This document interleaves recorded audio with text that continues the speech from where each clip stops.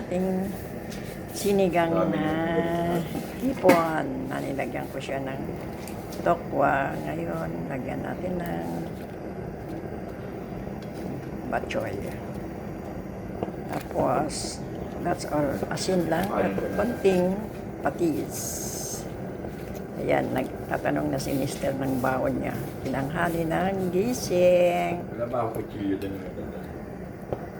Parang may kutsilyong brown ang hawakan. May kutsilyong brown ang hawakan. Wala dito. Kunin mo na yung isa. Saan yung brown? Wala nga dito. Wala. Ay, di kunin mo na yung isang itim muna. Yan siya. Hintayin natin siyang maluto. Tapos,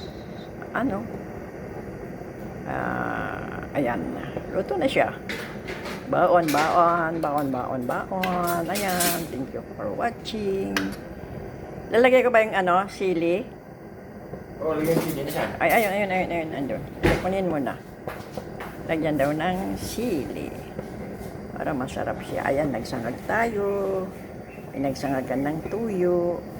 Ito yung pinagsangagan ko ng kanin. Ay, ito, ayan, no? Sana. Wala ba yan? Yan? So, Ayan. Okay. Hugasan mo muna. yun.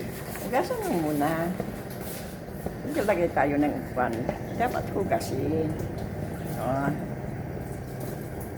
Yan. Lagyan natin ang ating Tama po ba? sili. Ayan. Half cup lang daw ito. Ayan. Ang ating sinigang na ayan. So po, tinanghali kami ng gising.